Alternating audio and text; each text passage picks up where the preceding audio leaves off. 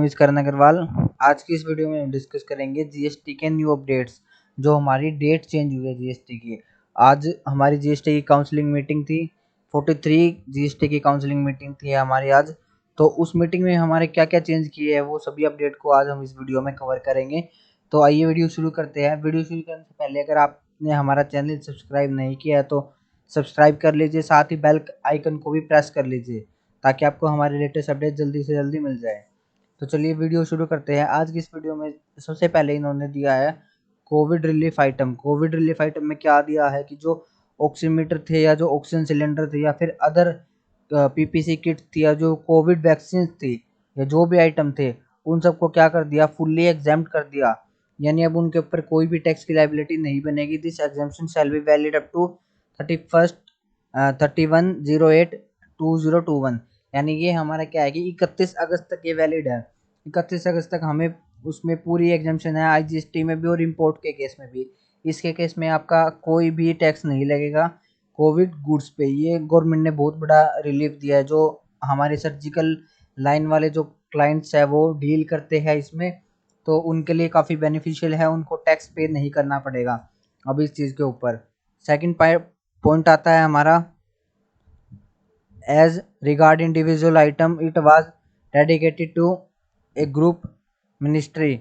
इसके अंदर भी क्या किया है, कुछ खास नहीं है, वही कोविड आइटम के रिलीफ है। इसको इन्होंने रिपोर्ट देनी होगी इनको 8 जून तक, सारा का सारा वही है।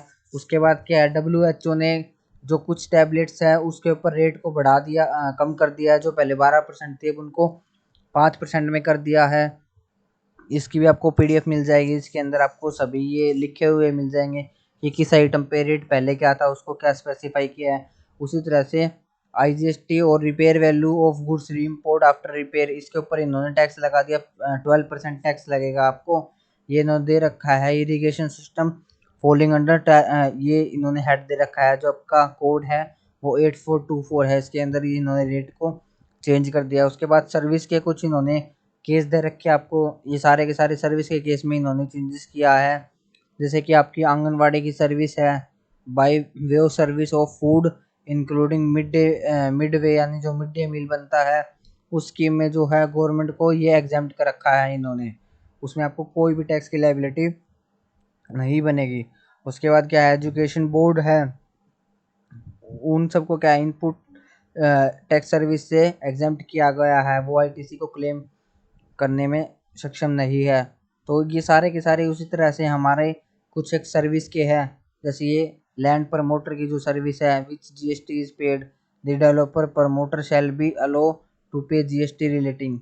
ये सारे आप पढ़ लीजिए। जो मेन हमारे मेजर चेंज हुए हैं वो हम देखते हैं।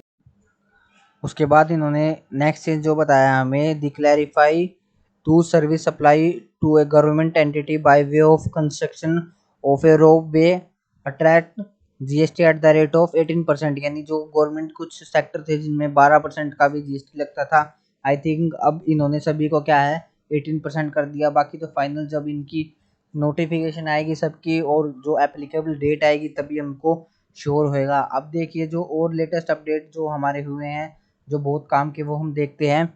जो ट्रेड जो करते हैं उनको क्या फैसिलिटी दी है इन्होंने, इसमें बताया है amnesty scheme to provide relief to tax payer regarding late fees of pending return. यानी गवर्नमेंट ने इनको लेट फीस के लिए रिलैक्सेशन दी है। जो पेंडिंग रिटर्न थी, गवर्नमेंट ने क्या कहा है, late fees for non furnishing of return form GST 3B for tax period July 17 से लेके अप्रैल 2021 तक।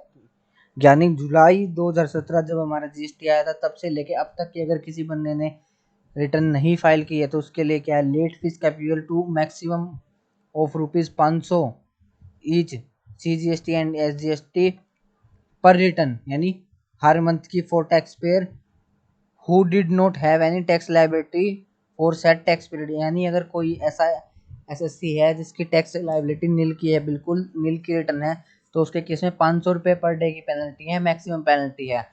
और अगर कोई बंदा जो है पर मंथ की उसकी टैक्सेबल लायबिलिटी है तो उसके केस में 1000 रुपये की पेनल्टी है, 500 रुपये सीजीएसटी और 500 रुपये एसजीएसटी।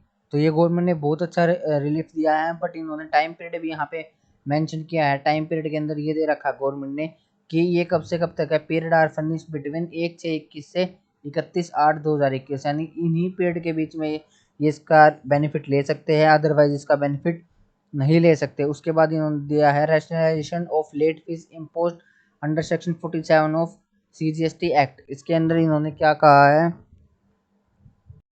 अब इसमें गवर्नमेंट ने क्या है कि टर्नओवर के अकॉर्डिंग पेनल्टी को डिवाइड कर दिया। जैसे स्टार्टिंग के केस में देखिए फर्स्ट पॉइंट पे लिख रखा था late fees for daily unfurnished form 3B and form GSTR 1 to be capped per return as below. इन्होंने क्या किया, उसके अंदर स्पेसिफाई ये कर दिया for tax payer having nil tax liability. अगर किसी की नील टैक्स लाइबिलिटी है 3B और R1 की, तो उसकी 500 रुपये पर मंथ की पेनल्टी है। और अगर किसी टैक्स पेयर की टैक्सेबल पेनल्टी है फॉर अदर टैक्स पेयर, जिसकी टैक्सेबल पेनल्टी है, जिसकी टैक्स की लाइबिलिटी बनती है हर महीने या किसी भी महीने, तो उसके केस में पेनल्टी का सीन क्या होएगा, वो इन्होंने दे रखा है कि जो भी हमारे SSC है वो अप टू 1.5 करोड़ जिनका टर्नओवर है उनके लिए 2,000 रुपये मैक्सिमम पेनल्टी लगेगी हर 1 मंथ की।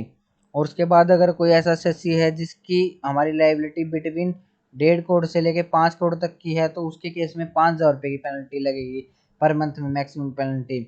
और अगर हमारा कोई SSC ऐसा है जिसकी टर्नओवर अबोव ₹5 करोड़ है, तो उसमें लेट फीस जो कैपेबल होगी वो मैक्सिमम 10,000 रुपीज़ होगी पर मंथ में। ये इन्होंने चेंजेस दिया है। अगला चेंजेस क्या है, the late fees for dealing in furnishing form GSTR 4 by composition tax pair.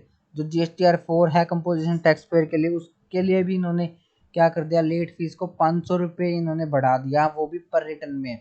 If tax की लायबिलिटी नील है, अगर टैक्सेबल कोई बनती है हमारी GSTR 4 में, तो उसके लिए हमारी लेट फीस क्या रहेगी, 2,000 रुपये पर रिटर्न की, जो एक ही बार जाती है हमारी।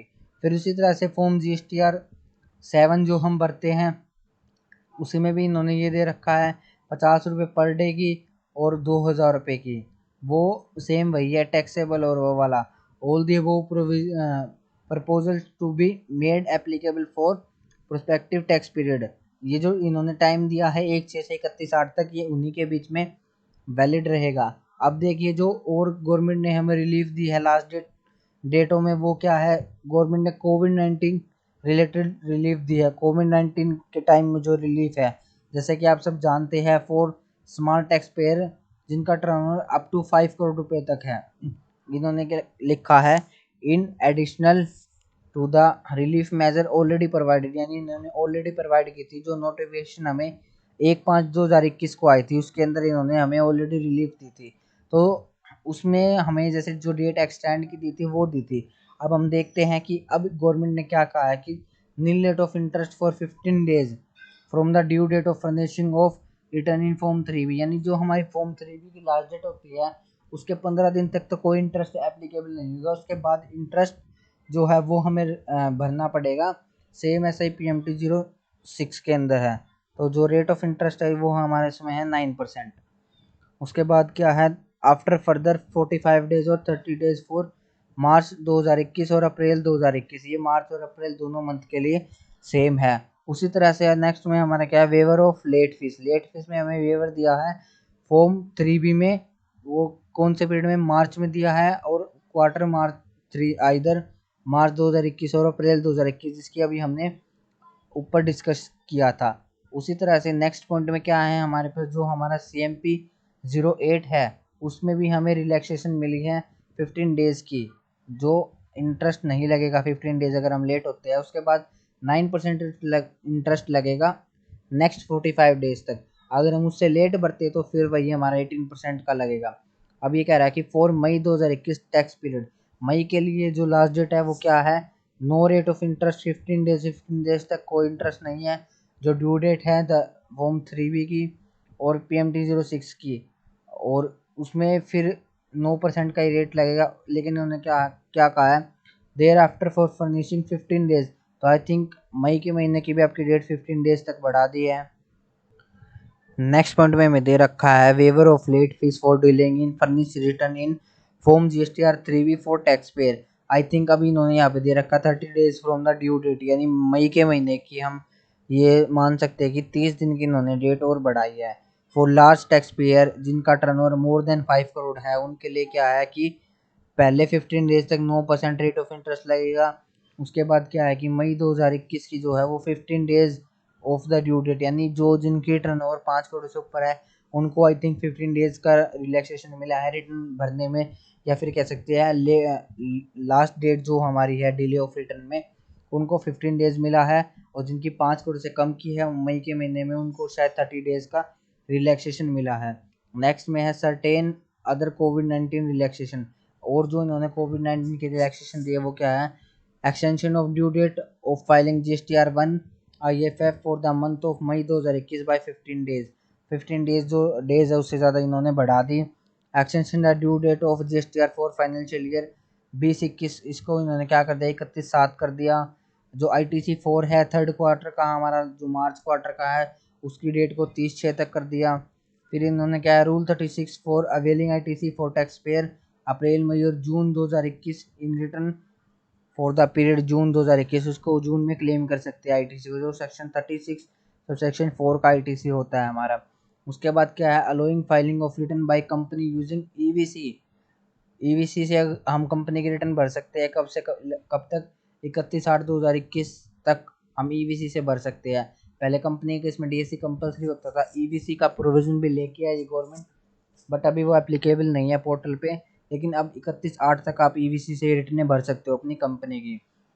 नेक्स्ट क्या है relaxation under section 168A, section 168A of the CGST act. इसमें क्या है गवर्नमेंट के पास अथॉरिटी होती है कि वो टाइम लिमिट को बढ़ा सकती है किसी भी केस में। तो इसकी भी डेट इन्होंने दी है कि अब ये 15 अप्रैल 2021 से 29 जून 2021 to be extend up to 30 जून 2021 तक इन्होंने इसको एक्सटेंड कर दिया है। ये आप इसको देख ही सकते हैं एक दिन का ही आपको है, बट रिलैक्सेशन है आपको। आप इसमें डेट देखे तो अप्रैल से लेके आपको जून तक की डेट मिल रही है। उसके बाद है simplification of annual return for the financial year 2021, जिसका सभी को इंतज़ार था। अब हमारा जो पीछे फाइनेंस बिल आया था, फाइनेंस बिल में गवर्नमेंट ने डिक्लेयर किया था कि हमें हमारी 9C नहीं भरनी से मतलब ये नहीं कि हमें उसको फाइल नहीं करना, but it is self certify. उसके लिए हमें किसी चार्टेड अकाउंटेंट की नीड नहीं पड़ेगी, वो हमारा सर्टिफाइड बाय चार्टेड अकाउंटेंट, इसके लिए कंपलसरी नहीं होगा वो हमारा, उसको हम सेल्फ सर्टिफाई भी कर सकते हैं। ये कब किस पीरियड के लिए, annual return for financial year 2020-21।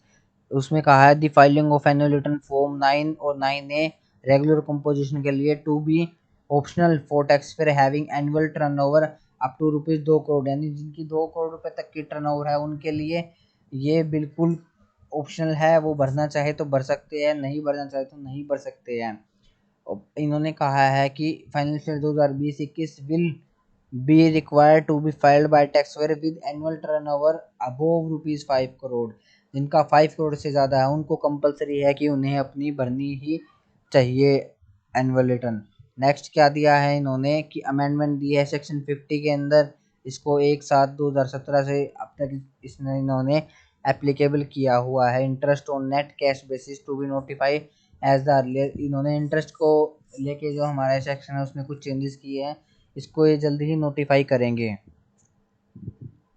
आगे इन्होंने दिया हुआ GST council recommended amendment in certain provision of the act so as to make the present system of 3B और R1 डिफॉल्ट रिटर्न, यानी अभी जो करंट में सिस्टम चल रहा है उसमें 3B और R1 ही हमारी डिफॉल्ट रिटर्न है, इन्हीं के अकॉर्डिंग सारा का सारा डाटा चलेगा और कोई नई रिटर्न शायद अभी गवर्नमेंट ना लाना चाहे।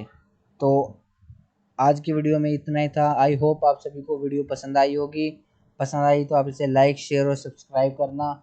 मैं इस PDF का लिंक आपको डिस्क्रिप्शन में डाल दूंगा, वहाँ से आप इसको इजीली डाउनलोड कर सकते हो, रीड कर सकते हो। गवर्नमेंट ने इस बार हमें काफ़ी रिलैक्सेशन दी है, हमारी डेट्स को इंक्रीज़ करके और पेनल्टी को वेव करके। खासकर सबसे बड़ी पेनल्टी जो हमारे पीछे की डिले रिटर्न है, कई SSC ऐसे होते हैं जिनकी रिटर्न डिले पाएगी, तो उस केस में भी हमें काफ़ी रिलैक्सेशन है। सो आज की वीडियो में इतना ही। Thanks for watching.